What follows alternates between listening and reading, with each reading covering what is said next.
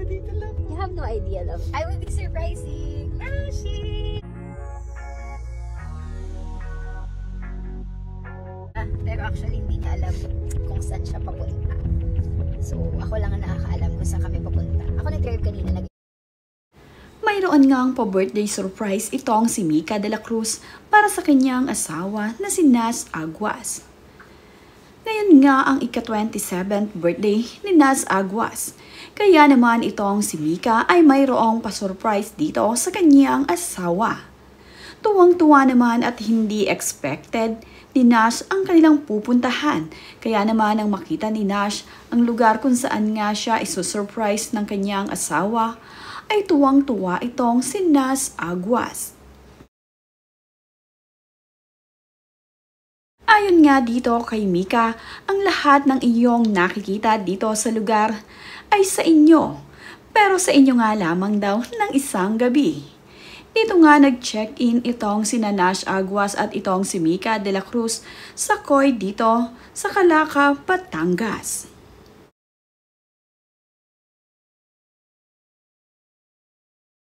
Kitang-kita naman nga dito sa mukha ni Naz Aguas na napakasaya nito sa sorpresa ng kanyang asawa para sa kanya.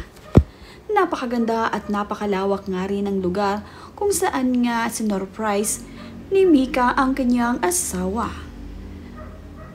Very relaxing na nga ng lugar na ito, kaya naman ito ang napiling lugar ni Mika para sa birthday ng kanyang asawa na si Naz.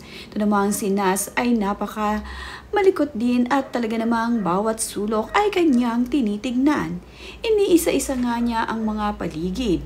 Tuwang-tuwa nga ito sa kanyang nakikita.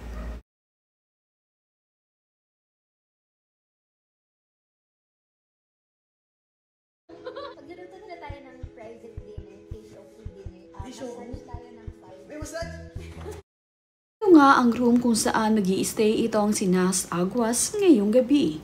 Napakasaya nga ni Naz at talaga namang nagpapasalamat siya sa kanyang asawa na si Mika sa napakagandang inihandang sorpresa para sa kanya ngayong ika-27th birthday nito.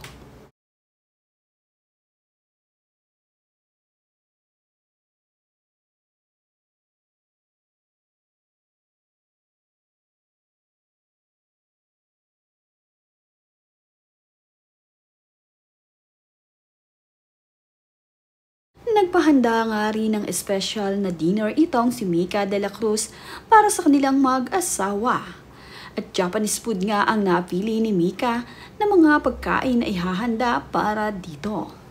Gustong-gusto naman ni Naz ang inihandang ito ni Mika.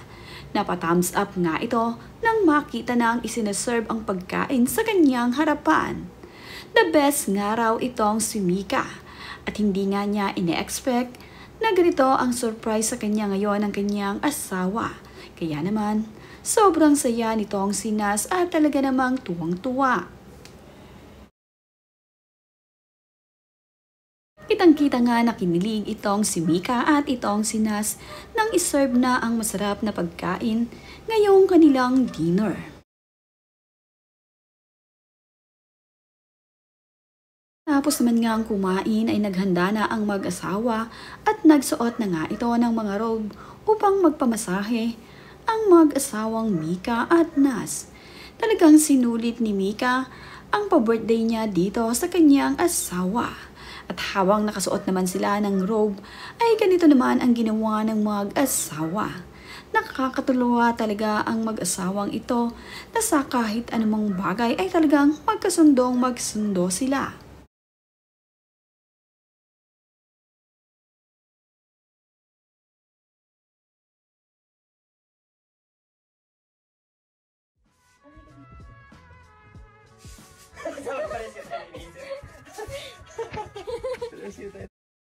At ngayon ngang gabi ay pamper time ng mag-asawa.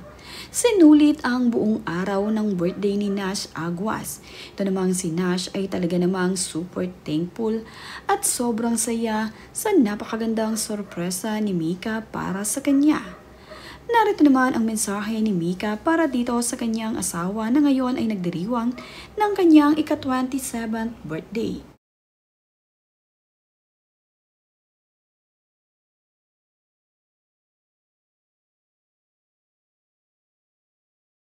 Happy 27 to you, my love. Married Lily is such a blessing from God, and I admire how you take each day big focus on your growing fruitfulness of your character. I'm awed that you're not focused on looking at that mistake of others, but only set of becoming more Christ-like.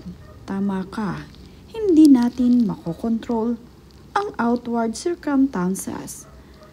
And what should be burdened with that? Ang tanging kaya nating kontrolin ay ang mga sarili natin. How you train yourself to not listen or succumb to your emotion and control your thoughts. How you behave and how much grace and love you continuously give to people despite being hurt by them yourself. You carry an enormous amount of God wisdom while having the most humble servant heart. Thank you for being physical reminder of Jesus' character to me.